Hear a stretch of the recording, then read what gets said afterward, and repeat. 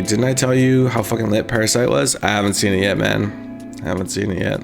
Well, you know what's funny is I went to go to Jason's place to watch the movies on Friday night with him and his wife. And we ended up watching, what did we end up watching? Blind Love, I think that's what it was called. A Netflix reality show where all the guys stay in one area living with each other and all the girls stay in one area living with each other. And they stay there for, I think, 32 days. And then they go into these little pods where they go on blind dates. And the way you go on the blind date, you can't see each other. You can't see what they look like. You just get to know them through talking. We watched like 4 episodes.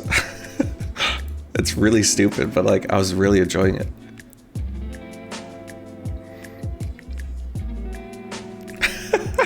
So no, I didn't watch Parasite. I watched that.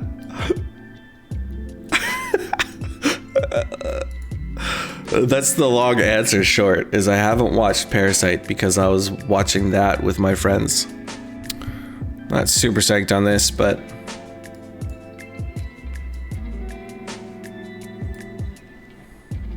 hold. Ugh. GG. GG. Dat Riverdale. 2 outers, man. They'll wreck ya. I'm not sure what I think about this.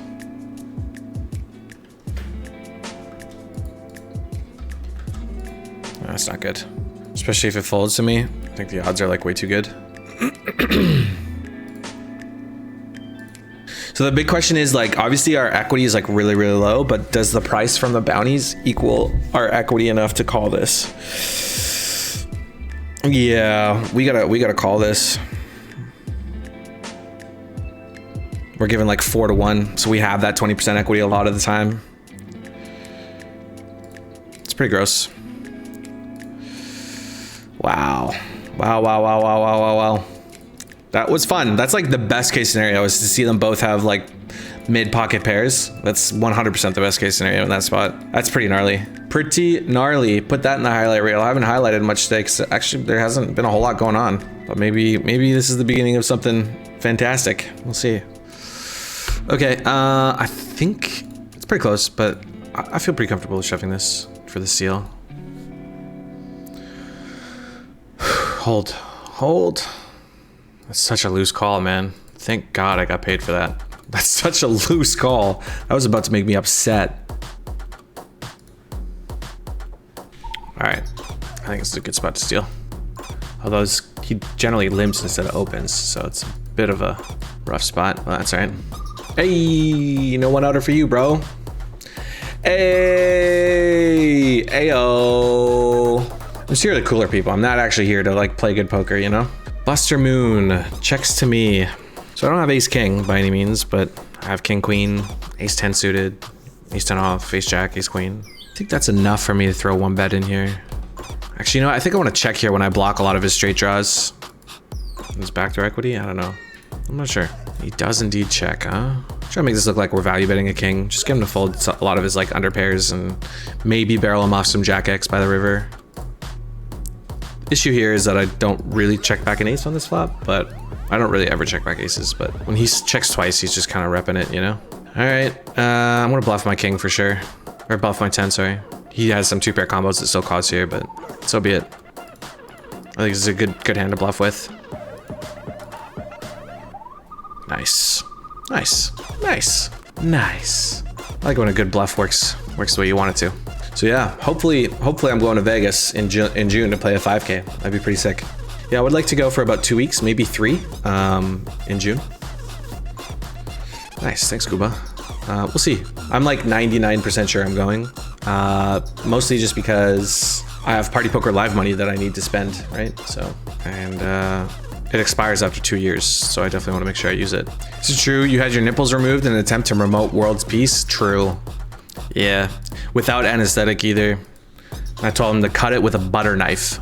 Most painful experience of my life, but I like to think I made a little bit of a difference in the world because of it. Okay, if he shoves, I'm gonna reshove. Okay, now I'm just gonna jam. If he's still playing, so be it. Hey, Cooler City, baby. Ooh-wee. Do I care? Absolutely not. Just open jam, dude. You know? Just open jam, bro. All right. I'm cool with this.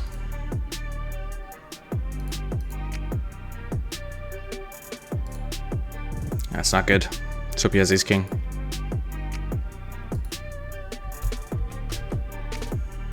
Oh, Binky Winky, dude. Triple up, baby. Sick. That's very lucky. Did you watch boxing? If so, what are your thoughts? Do you agree to a third match or Fury versus AJ? Yeah, I mean, it looked like the announcer said, it looked like Wilder suffered like a ruptured eardrum at some point, and it obviously fucked up his balance like really hard because he kept tripping over himself, right? Like there's what, 3 or 4 times where he was down and it wasn't considered a knockdown. So something was wrong. Yeah, we have to call for the bounty. Hold, please. That's him. So it makes me wonder how, if the fight would have gone differently if he didn't have his equilibrium like all fucked up, or maybe it would have ended up in the same result, because it didn't look like, before he was all messed up, it didn't look like he had much of a plan. It just looked like he was going to do the same thing he always does, which is throw bombs and knock a person out if it connects properly. But Tyson Fury is like too good of a fighter for you to do that. You need to have some kind of game plan. It didn't really look like he had much of one. So I don't know. There is a rematch clause in their contracts from the little that I understand about what's going on between those two guys, and that makes sense to me because the first fight was so close. I'm not opposed to seeing a rubber match just to set it in stone as to who's the best out of the two of them. And I think Fury does win the second time, or the third time, sorry. But I know everyone keeps saying it, but like, Wilder finds one. He finds one punch on your chin. It's lights out, no matter who you are. So that's what makes it so compelling, you know? Do you agree to a third match or Fury versus AJ? Yeah, so I mean, like, I'm definitely fine with a third match. I'm more interested in a Battle of Britain. A Battle of Britain, man. That is the money fight at this point. That is the money fight. And I think, like, so I saw someone on Twitter say it, and I couldn't agree more.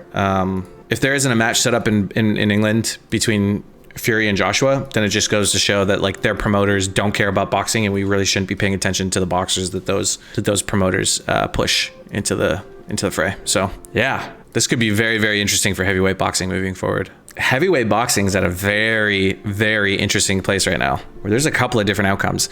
Here's a really interesting timeline, which I saw a lot of people say on Twitter last night. What if Joshua beats Fury?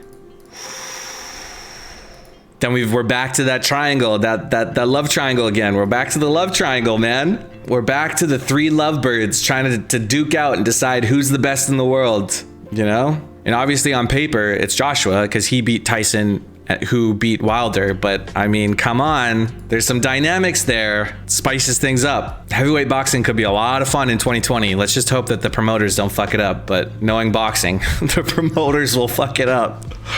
It's just the way it goes, man. Plays thousands of tourneys and go on a huge downswing. I'm big at 200K live score to get ahead. Crush a 250 phase online to line up the hookers and blow. Such a wild life. Yes, it is. Yes, it is. It's a funny thing, you know, like a lot of people, especially when they're not full-time 100% involved in poker, they think that like to be a successful poker player in MTTs, like you have to consistently be winning like week in, week out. And like the thing is, even the best poker players of the world only win, you know, I mean, a 20% ROI is a good ROI, right? So that means you're winning a very small percentage of the time. It's just about when you're able to capitalize when things are going really well. So it's pretty interesting. Like I had some idiot. this is what he. Let me find the comment. Your commentary makes it hard to watch, especially for a god runner who basically breaks even every 2K games to then go on a 500 to 100K bank. Yeah, that's how it fucking works, dude. You like break even for a super long stretch at best, and then you bank one really sick tournament for a huge profit, and then your game averages out to being, you know, whatever. Like, you know, for every $100 you spend, you make $120 back. That's how it works. You moron. And if you're a real good crusher, you're just constantly making a steady profit. Every now and again, you make a huge score, but for the most part, you just make a very steady profit. Like, yeah, dude. Welcome to how this fucking game works. It's a crazy, crazy game, dude. It's an insane game. Poker is crazy, man. I think people severely underestimate just how difficult it is and how much variance is involved, no matter your skill level. It's pretty funny.